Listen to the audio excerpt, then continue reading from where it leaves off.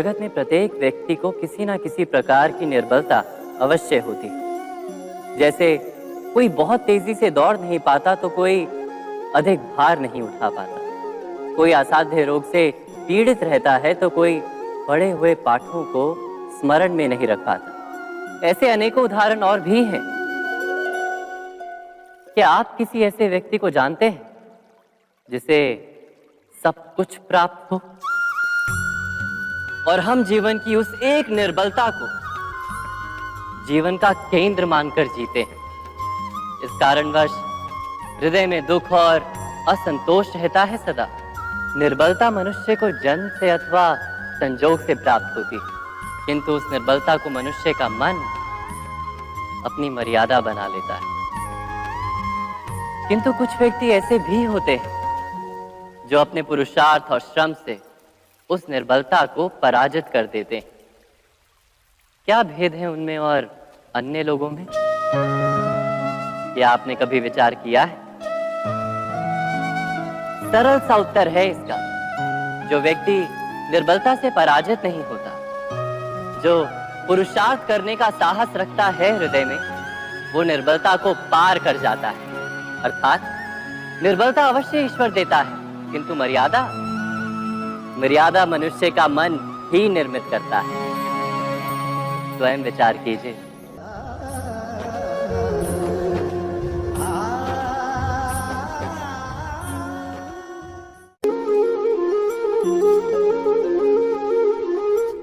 भविष्य का दूसरा नाम है संघर्ष। हृदय में आज इच्छा होती है और यदि पूर्ण नहीं हो पाती तो हृदय भविष्य की योजना बनाता है। भविष्य में इच्छा पूर्ण होगी ऐसी कल्पना करता रहता है, किंतु जीवन ना तो भविष्य में है ना अतीत में। जीवन तो इस क्षण का नाम है, अर्थात इस क्षण का अनुभव ही जीवन का अनुभव। पर हम ये जानते हुए भी इतना सा सत्य समझ नहीं पाते। या तो हम बीते हुए समय के स्मरणों को घेर कर बैठे रहते हैं, या फिर आने वाले समय के लिए हम योजनाएं बनाते रहते हैं और जीवन जीवन बीत जाता है। एक सत्य यदि हम हृदय में उतार लें कि ना हम भविष्य देख सकते हैं, ना ही भविष्य निर्मित कर सकते हैं, हम तो केवल धैर्य और साहस के साथ भविष्य को आलिंगन दे सकते हैं, स्वागत कर सकते हैं भविष्य का। तो क्या जीवन का हर पल जीवन से नहीं भर जाएगा? स्वयं विचार कीजिए।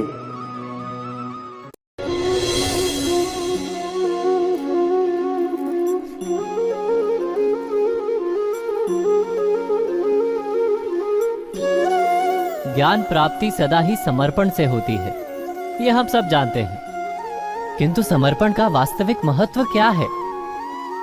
क्या हमने कभी विचार किया? मनुष्य का मन सदा ही ज्ञान प्राप्ति में विभिन्न बाधाओं को उत्पन्न करता है। कभी किसी अन्य विद्यार्थी से ईर्ष्या हो जाती है, कभी पढ़ाए हुए पाठों पर संदेह जन्मता है और कभी गुरु द्वारा दिया गया दंड मन को अहंकार से भर देता है। नहीं, क्या ऐसा नहीं होता? न जाने कैसे कैसे विचार मन को भटकाते हैं और मन की इसी अयोग्य स्थिति के कारण हम ज्ञान प्राप्त नहीं कर पाते। मन की योग्य स्थिति केवल समर्पण से निर्मित होती है। समर्पण मनुष्य के अहंकार का नाश करता है। ईर्ष्या, महत्वाकांक्षा आदि भावनाओं को दूर कर हृदय को शांत करता है और मन को एकाग्र करता है। वास्तव में ईश्वर की सृष्टि में ना ज्ञान की मर्यादा है ना ज्ञानियों की। गुरु दत्तात्रेय ने तो गाय और श्वान से भी ज्ञान प्राप्त कर लिया था।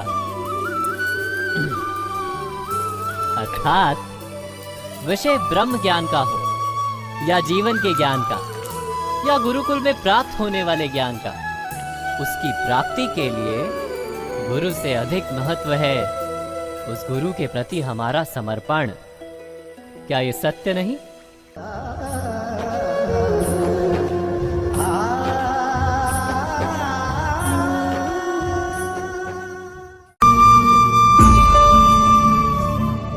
प्रत्येक मनुष्य के जीवन में ऐसा क्षण अवश्य आता है जब सारे स्वप्न, सारी आशाएं, सारे दृश्य ध्वस्त हो जाते हैं। जीवन के सारे आयोजन ही बिखर जाते हैं। एक और धर्म होता है और दूसरी ओर सुख।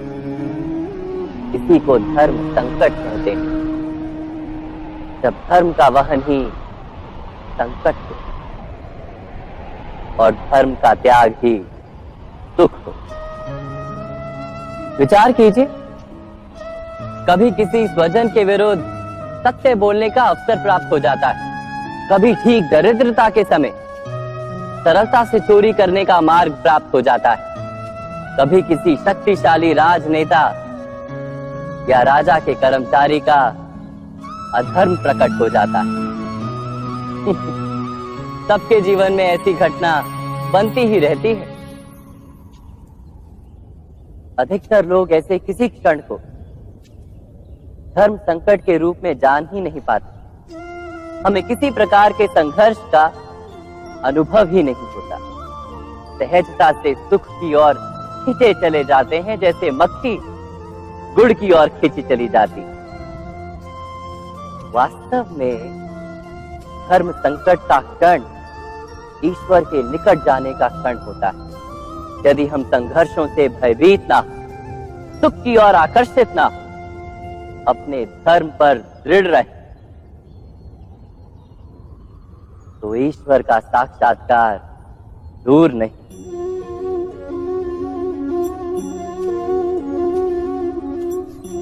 पवन से युद्ध करने वाला पत्ता यदि पेड़ से गिरता है तो भी आकाश की ओर उठता है।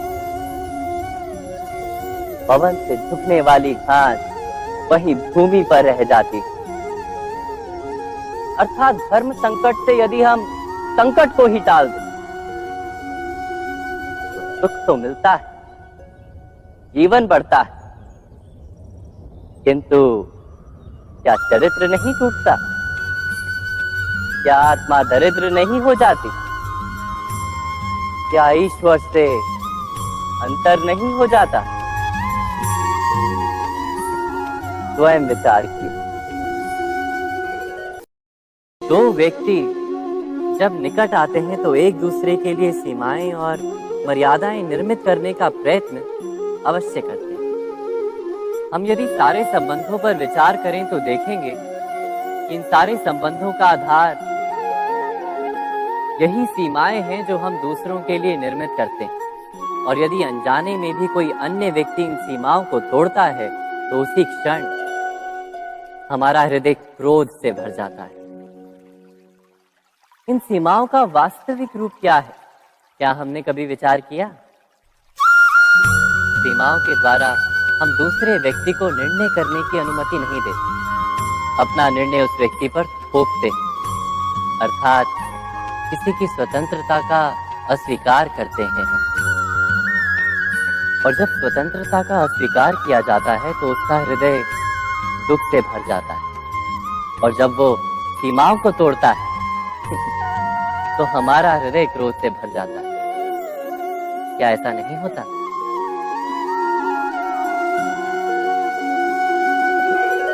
पर यदि एक दूसरे की स्वतंत्रता का सम्मान किया जाए तो किसी मर्यादाओं या सीमाओं की आवश्यकता ही नहीं होती। अर्थात जिस प्रकार स्वीकार किसी संबंध का देह है, क्या वैसे ही स्वतंत्रता किसी संबंध की आत्मा नहीं? स्वयं विचार की। सबके जीवन में ऐसा प्रसंग अवश्य आता है कि सत्य कहने का निश्चय होता है हृदय में, किंतु मुख से सत्य निकल नहीं पाता। कोई भय मन को घेर लेता है। किसी घटना अथवा प्रसंग के बारे में बात करना या फिर स्वयं से कोई भूल हो जाए उसके बारे में कुछ बोलना, क्या ये सत्य है? नहीं, ये तो केवल तथ्य है। अर्थात जैसा हुआ था वैसा केवल बोल देना सामान्य सी बात है। किंतु कभी कभी उस तथ्य को बोलते हुए भी भय लगता है। कदाचित किसी दूसरे की भावनाओं का विचार आता है मन, दूसरे को दुख होगा ये भय भी शब्दों को रोकता है। तो ये सत्य क्या है? क्या हमने कभी विचार किया है?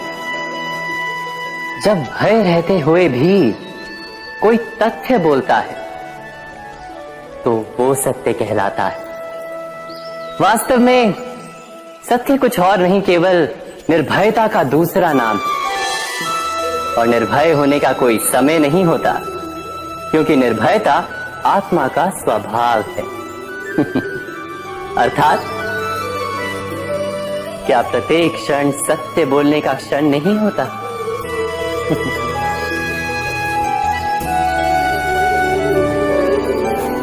स्वयं विचार कीजिए।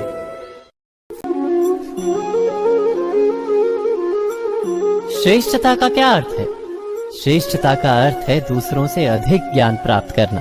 अर्थात मूल्य इस बात का नहीं कि स्वयं कितना ज्ञान प्राप्त किया, मूल्य इस बात का है कि प्राप्त किया हुआ ज्ञान अन्य लोगों से कितना अधिक है। अर्थात श्रेष्ठता की इच्छा ज्ञान प्राप्ति को भी एक स्पर्धा बना देती है। और स्पर्धा में विजय अंतिम कब होती है?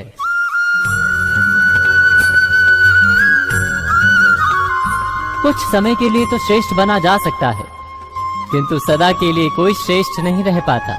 फिर वही असंतोष, पीड़ा और संघर्ष जन्म लेता है। किंतु श्रेष्ठ बनने के बदले यदि उत्तम बनने का प्रयत्न करें तो क्या होगा? उत्तम का अर्थ है कि जितना प्राप्त करने योग्य है वो सब प्राप्त करना, किसी से अधिक पाने की इच्छा से नहीं, मात्र आत्मा की तृप्ति हेतु कुछ प्राप्त करना। उत्तम के मार्ग पर किसी अन्य से स्पर्धा नहीं होती, स्वयं अपने आप से स्पर्धा होती है। अर्थात उत्तम बनने का प्रयत्न करने वाले को देर अबेर सारा ज्ञान प्राप्त हो जाता है, बिना प्रयत्न के ही वो श्रेष्ठ बन जाता है। किंतु जो श्रेष्ठ बनने का प्रयत्न करता है वो श्रेष्ठ बने या ना बने, उत्तम कभी नहीं बन पाता।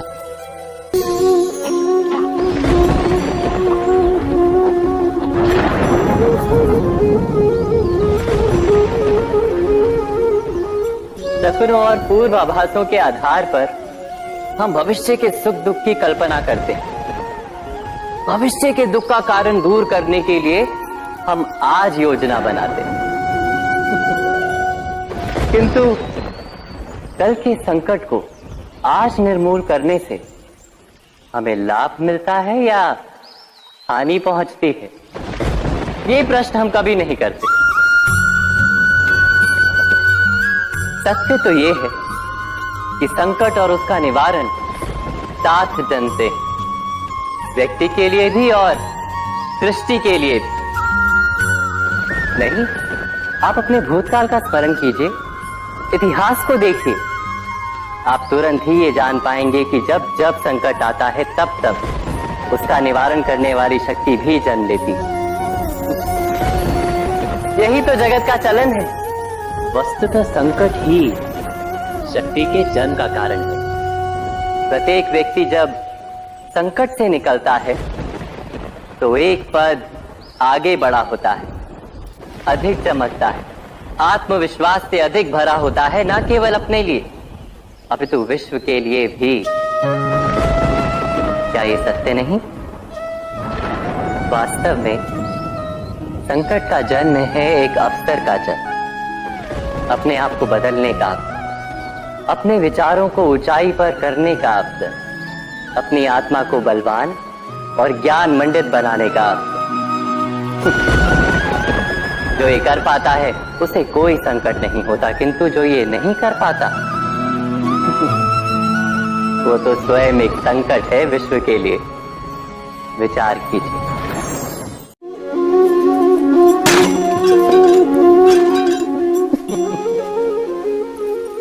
कभी कभी कोई घटना मनुष्य के जीवन की सारी योजनाओं को तोड़ देती और मनुष्य उस आघात को अपने जीवन का केंद्र मान लेता। पर क्या भविष्य मनुष्य की योजनाओं के आधार पर निर्मित होते हैं? नहीं। जिस प्रकार किसी ऊंचे पर्वत पर सर्वप्रथम चढ़ने वाला उस पर्वत की तलाई में बैठकर जो योजना बनाता है, क्या वही योजना उसे उस पर्वत की चोटी तक पहुंचाती है? नहीं। वास्तव में वो जैसे जैसे ऊपर चढ़ता है वैसे वैसे उसे नई नई चुनौतियां, नई नई विडंबनाएं, नए नए अवरोध मिलते हैं। प्रत्येक पद पर वो अपने अगले पद का निर्णय करता है। प्रत्येक पद पर उसे अपनी योजनाओं को बदलना पड़ता है। कहीं पुरानी योजना उसे खाई में ना ढकेल दे।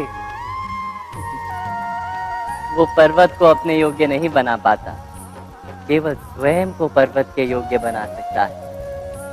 क्या जीवन के साथ भी ऐसा ही नहीं? जब मनुष्य जीवन में किसी एक चुनौती को, एक अवरोध को अपने जीवन का केंद्र मान लेता है, अपने जीवन की गति को ही रोक देता है, तो वो अपने जीवन में सफल नहीं बन पाता और ना ही सुख और शांति प्राप्त कर पाता। अर्थात जीवन को अपने योग्य बनाने के बदले स्वयं अपने को जीवन के योग्य बनाना ही सफलता और सुख का एकमात्र मार्ग नहीं। स्वयं विचार कीजिए।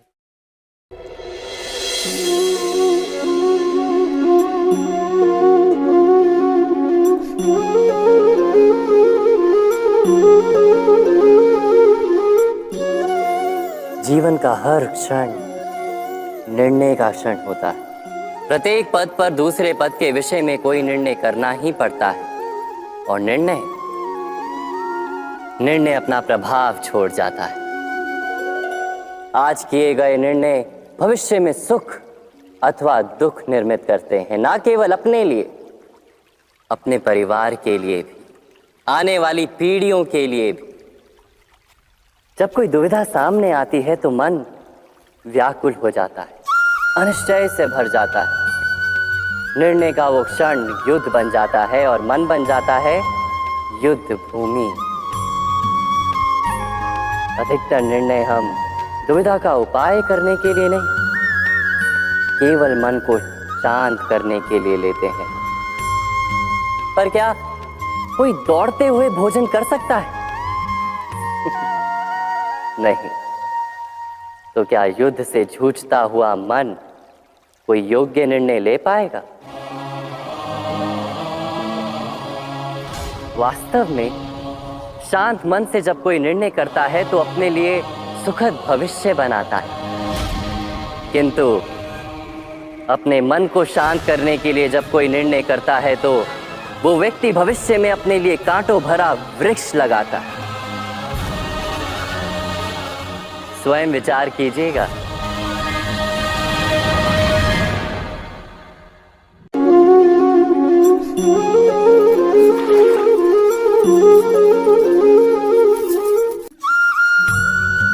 जीवन में आने वाले संघर्षों के लिए जब मनुष्य स्वयं को योग्य नहीं मानता, जब उसे अपने ही बल पर विश्वास नहीं रहता, तब वो सद्गुणों को त्याग कर दुर्गुणों को अपनाता है। वस्तुतः मनुष्य के जीवन में दुर्जनता जन्म ही तब लेती है जब उसके अंतर में आत्मविश्वास नहीं होता। आत्मविश्वास ही अच्छाई को धारण करता है। ये आत्मविश्वास है क्या?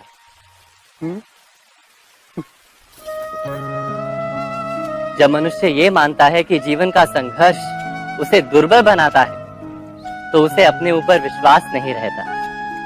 वो संघर्ष के पार जाने के बदले संघर्ष से छूटने के उपाय ढूंढने लगता है। किंतु जब वो ये समझता है कि ये संघर्ष उसे अधिक शक्तिशाली बनाते हैं, ठीक जैसे व्यायाम करने से देह की शक्ति बढ़ती, तो प्रत्येक संघर्ष के साथ उसका उत्साह बढ़ता है। अर्थात आत्मविश्वास और कुछ भी नहीं, मन की स्थिति, जीवन को देखने का दृष्टिकोण मात्र है। और जीवन का दृष्टिकोण तो मनुष्य के अपने वश में होता है। स्वयं विचार कीजिए।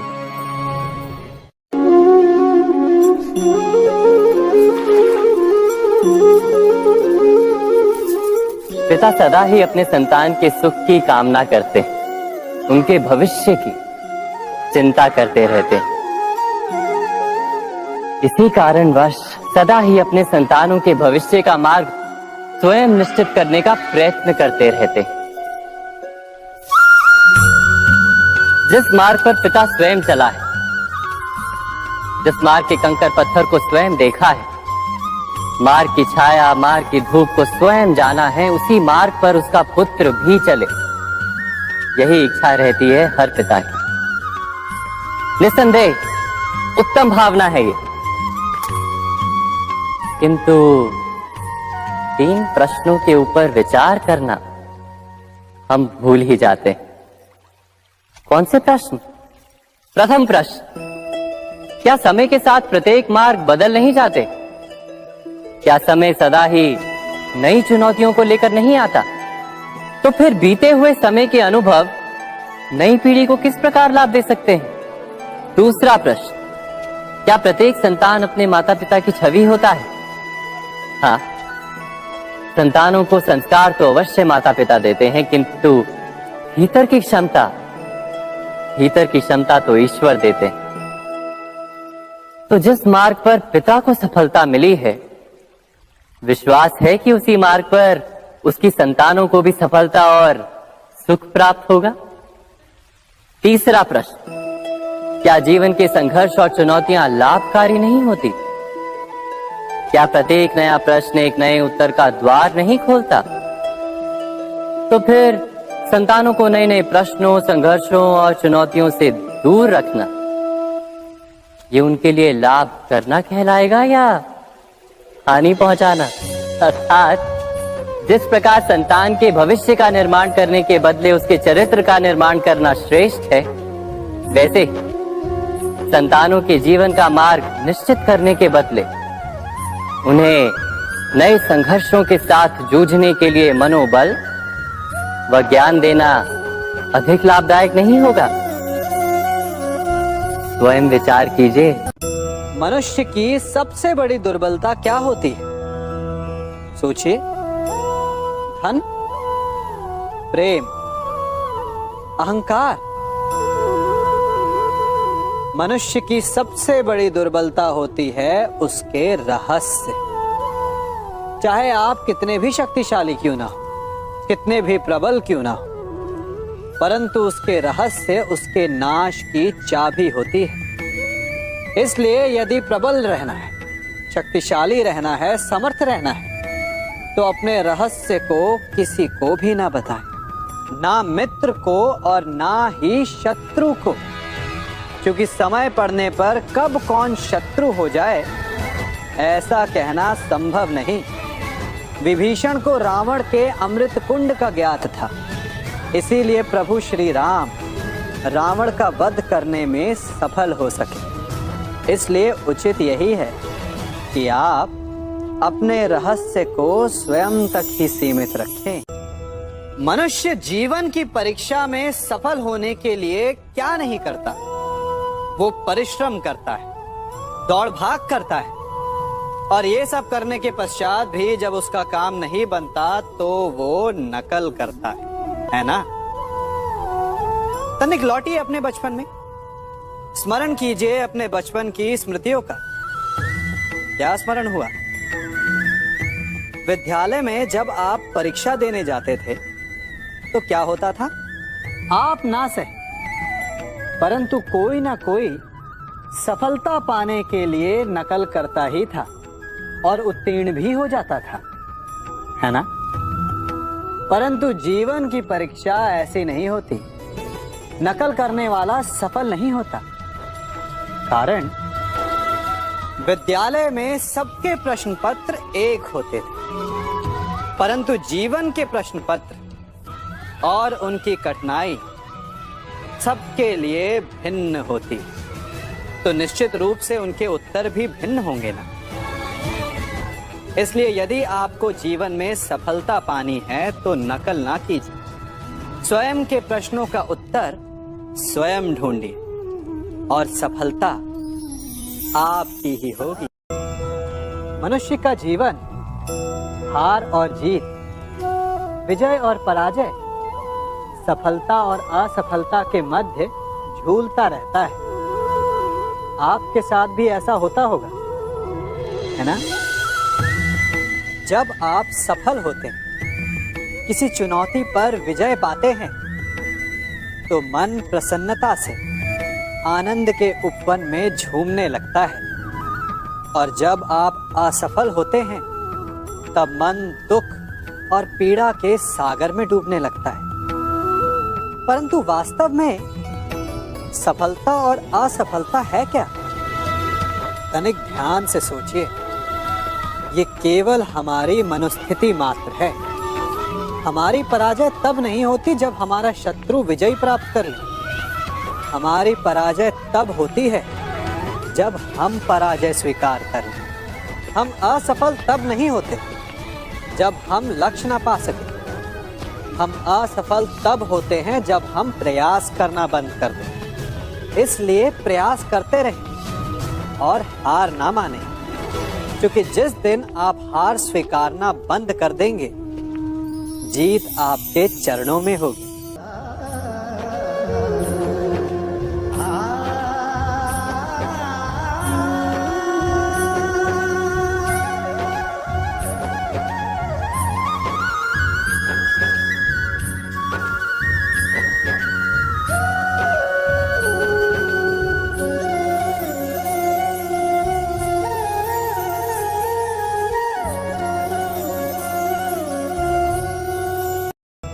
आप सबने बरगद के वृक्ष को तो देखा ही होगा।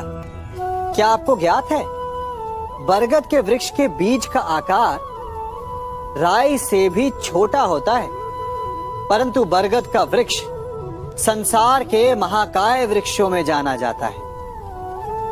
जब उसका जन्म होता है, तब उसमें वो जटाएं, वो शाखाएं नहीं होती, परंतु जैसे जैसे उसका विस्तार होता है, जैसे जैसे वो अधिक शाखाओं का भार उठाता है, अधिक पत्तियों का सृजन करता है, वैसे वैसे उसकी शाखाएं जटाएं बनकर जड़ तक पहुंचती है और इस वृक्ष को सहारा देती है। ये जीवन का बहुत महत्वपूर्ण पथ है। बिना लोभ लालच शुभ कार्य करें, अन्य लोगों की सहायता करें। धीरे धीरे आपने जिनकी सहायता की, वो आपके सहायक बनते जाएंगे, आपकी जड़ों को और बलशाली बनाएंगे, आयु मान और आकार बढ़ाएंगे। सहजीवन, सहायता और निष्काम कर्म आपको मृत्यु के पश्चात भी मरने नहीं देगा, आपको अमर रखेगा। हमारा शरीर प्रकृति का एक महान आविष्कार है। इससे जटिल संरचना संसार में और कोई नहीं। हमारा शरीर जितना जटिल है, यदि इसे ठीक से जाना जाए तो इससे अधिक सरल ज्ञान देने वाला और कोई नहीं।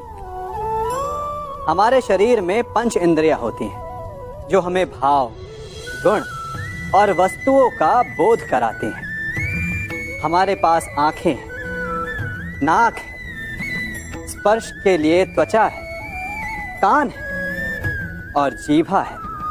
सबका भिन्न भिन्न कार्य है। आंखों से देखना, कानों से सुनना, नथनों से श्वास लेना, त्वचा से स्पर्श करना और जीभा से स्वाद लेना। परंतु क्या आपने कभी सोचा कि प्रकृति ने हमें 2 आंखें दी, 2 नथने दी, 2 कान दी, स्पर्श के लिए ये पूरा शरीर दिया, परंतु जीभा केवल 1 दी? ऐसा क्यों? क्योंकि प्रकृति चाहती है कि हम देखें अधिक, सुने अधिक और ज्ञान अधिक अर्जित करें, बोले कम। क्योंकि अधिक वाचाल नाश को निमंत्रण देता है। स्मरण रखिएगा।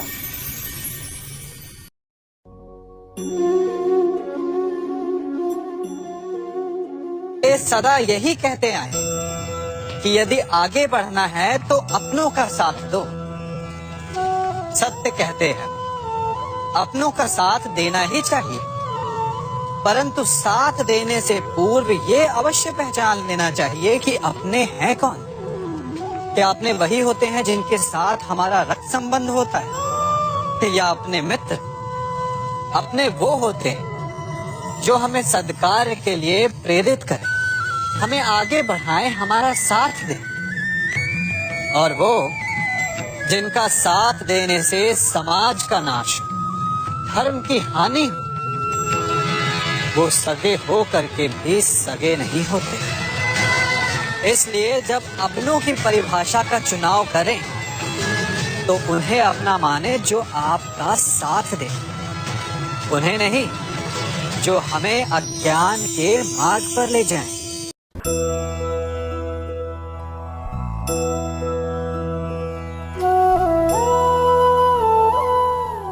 आप जिनसे प्रेम करते हैं सदा उनके समीप रहना चाहते हैं, नहीं चाहते कि कभी अपनों से दूर होना पड़े, बिछड़ना पड़े। परंतु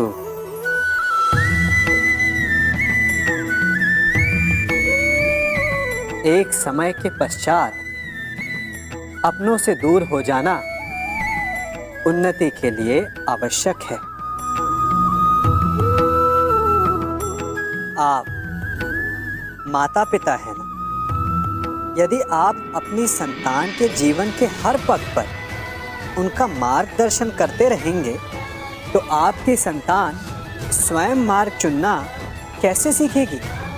मार्ग के कांटों से स्वयं को बचाना कैसे सीखेगी?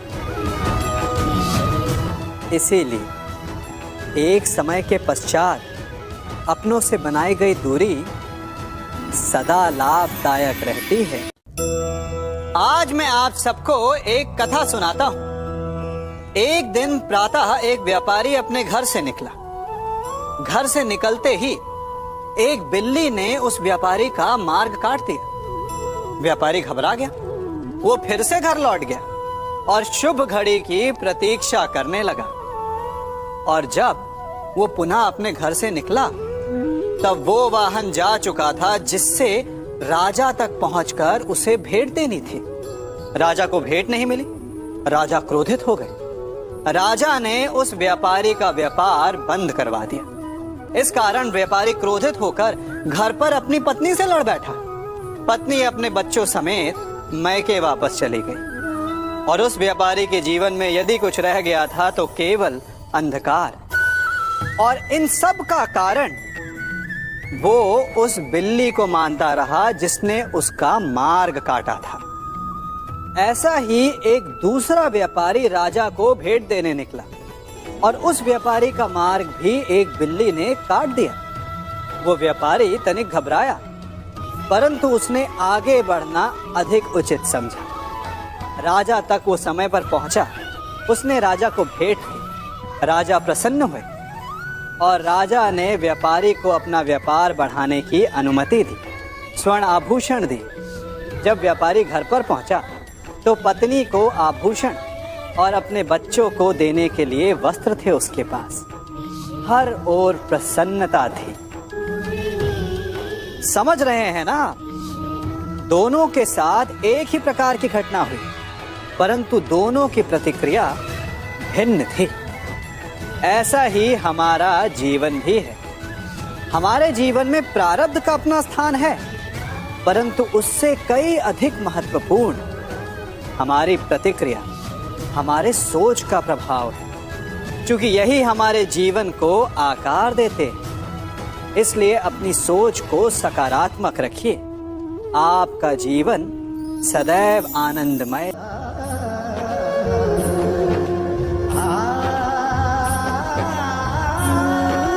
हम सभी अपने जीवन में कोई ना कोई कार्य करते हैं। कार्य करते हैं तो थकान की अनुभूति होती है और यदि थकान ना उतरे तो कार्य करने का मन नहीं करता।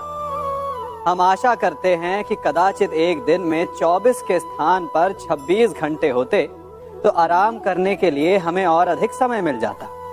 हमें ऐसा अनुभव होता है कि हम बहुत अधिक कार्य कर रहे हैं, है ना? परंतु क्या आपने कभी सोचा है कि जो लोग संसार में सफल हैं उनके पास भी सफल होने के लिए दिन में केवल 24 घंटे थे। तो फिर वो सफल क्यों है? इसका एक छोटा सा रहस्य है। वो कार्य चुनते हैं जो उन्हें प्रिय है, जिसे करने में उन्हें आनंद आता है। उन्हें लगता ही नहीं कि वो कार्य कर रहे हैं, उन्हें लगता है कि वो प्रतिपल आनंद मना रहे हैं। और जब आप आनंद मनाते हैं तो थकान कैसी?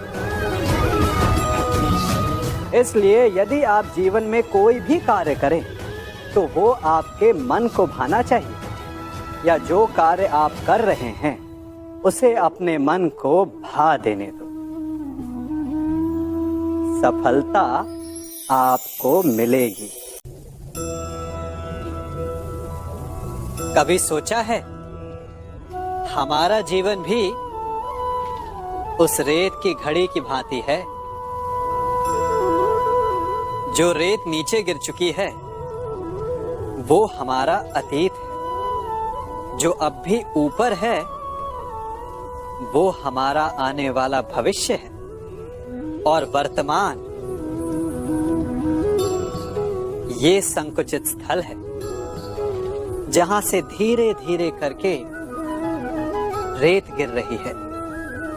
अर्थात हमारे पास जीने के लिए यही एक क्षण है।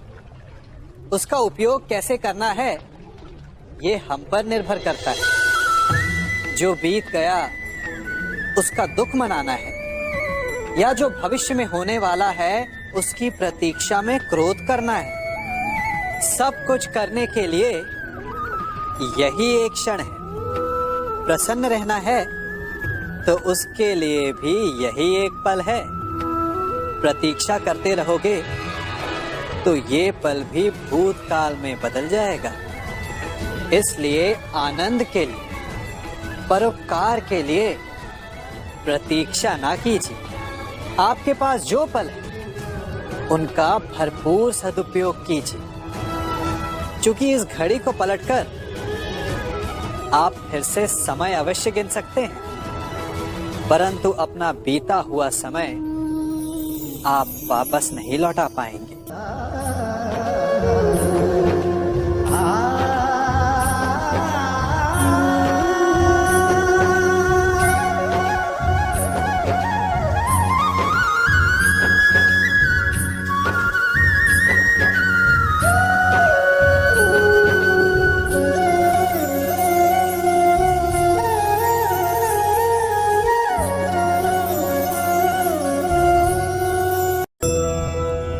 मनुष्य भी बड़ा विचित्र प्राणी है। अपनों से नीचे के स्तर के लोगों को वो हे दृष्टि से देखता है, उनका उपहास उड़ाता है, उनसे बार बार कहता है कि तुम्हारा कुछ नहीं हो सकता, तुम भविष्य में कुछ नहीं कर पाओगे। जब मनुष्य के पास धन, संपत्ति, मान होता है तो वो दूसरों का आदर नहीं करता, परंतु वो एक बात भूल जाता है कि उससे भी अधिक शक्तिशाली कोई अस्तित्व में है, और वो है समय। काल काल अपना चक्र कब बदलेगा ये कोई नहीं जानता। समय अपनी करवट कब लेगा ये कोई नहीं जानता। कोयला भी समय के साथ साथ हीरे में परिवर्तित हो जाता है। इसलिए जीवन में कभी भी किसी का भी उपहास नहीं उड़ाना चाहिए।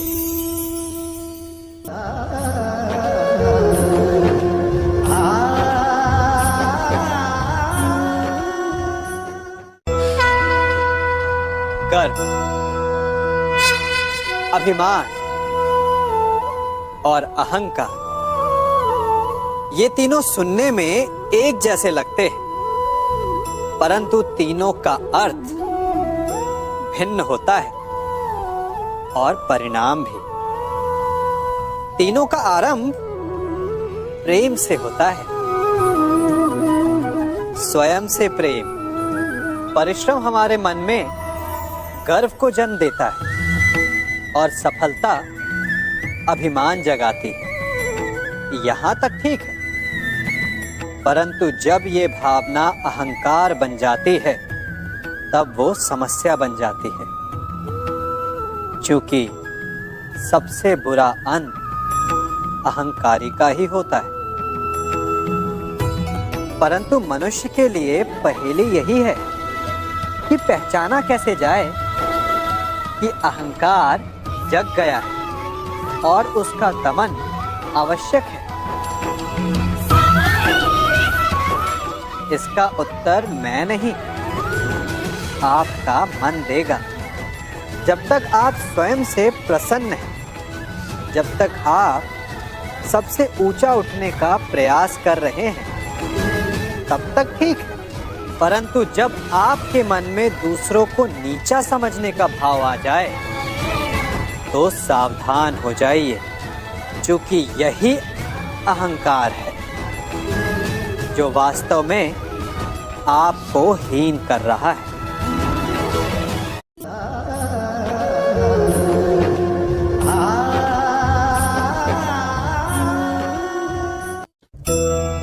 आज मैं आप सबको एक कहानी सुनाता हूँ। एक दिन गोकुल में दो व्यापारी आए।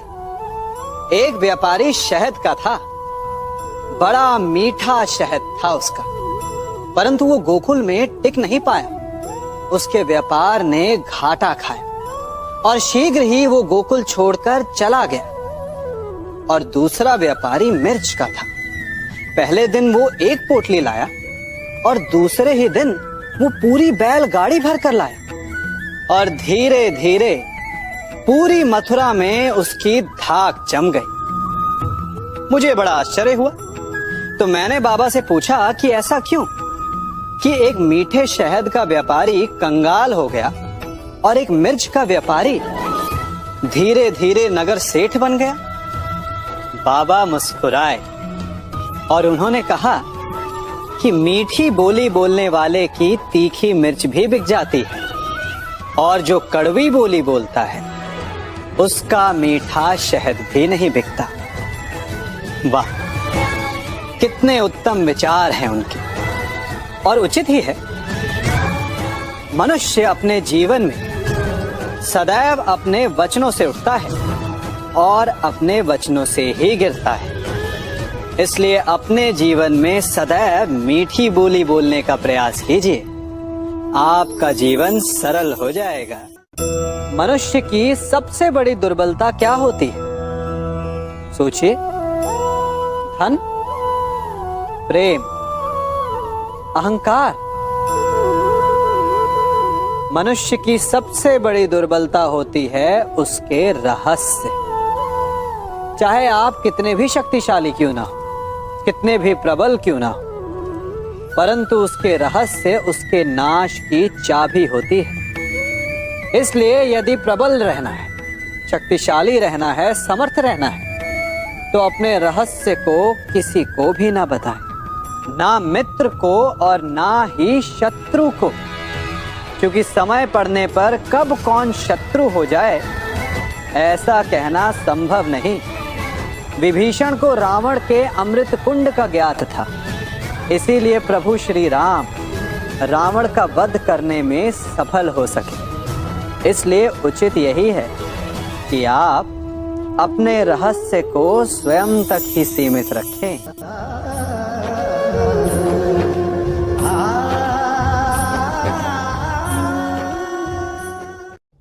युवा अवस्था भी हमारे जीवन का कितना सुंदर काल होता है ना।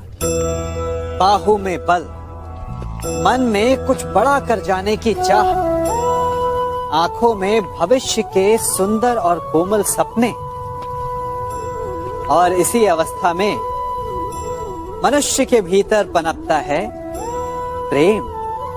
किसी को देखकर उस पर मन मोहित हो जाता है और फिर मनुष्य अपना सब कुछ उस पर न्यौछावर कर देना चाहता है। फिर प्रेम की परिणति होती है विवाह में।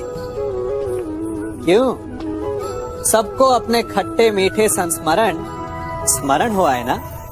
परंतु यहीं से अधिकतर माता पिता और संतान के मध्य विचारों का विरोध प्रारंभ हो जाता है। संतान को लगता है कि उसका चुना जीवन साथी ही उसके लिए उपयुक्त है, और माता पिता को लगता है कि संतान अनजाने में भूल कर रही है। संतान का तर्क होता है कि उसे विवाह किससे करना है, ये उसका अधिकार है। और माता पिता का तर्क ये होता है कि अब भी जीवन साथी चुनने की समझ संतान में है ही नहीं। तो इस अवरोध को काटा कैसे जाए, उचित निर्णय कैसे लिया जाए? इसका एक ही मार्ग है, अपने उत्तरदायित्व का भान और अपनों से बड़ों के मापदंडों का भान। विवाह करने से पूर्व ये जान लेना आवश्यक है कि विवाह केवल अपने प्रेम को पाने का मार्ग नहीं है, अपितु विवाह से जीवन का एक नया द्वार भी खुलता है। और हर नए जीवन के साथ नए उत्तरदायित्व भी होते हैं। और यदि इन उत्तरदायित्वों को समझकर निर्णय लिया जाए तो विश्वास कीजिए, आपका दाम्पत्य जीवन आनंद से भरा रहेगा और आपको कभी ये पछतावा नहीं होगा कि आपने कोई अनुचित निर्णय लिया।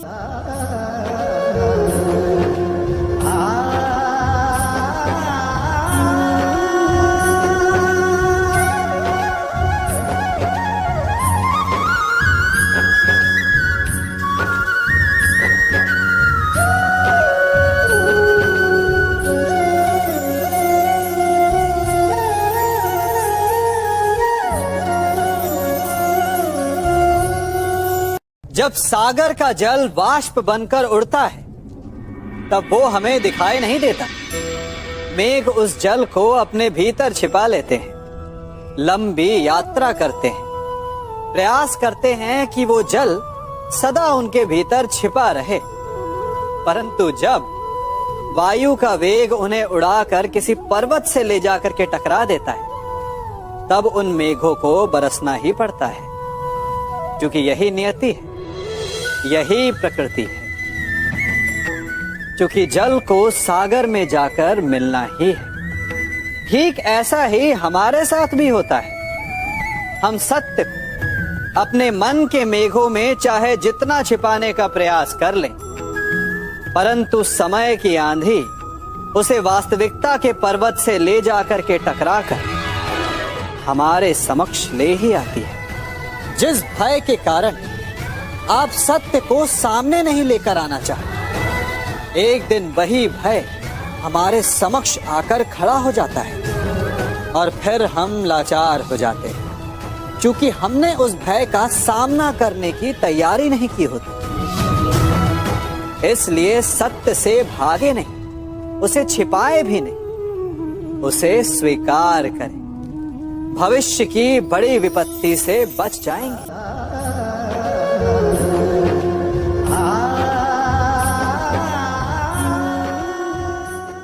कभी कभी आप सबके जीवन में एक ऐसी विचित्र समस्या अवश्य आती है कि शक्तिशाली के समक्ष मौन हो जाते। उस शक्तिशाली से विवाद करने से बचने के लिए आप मौन रह जाते।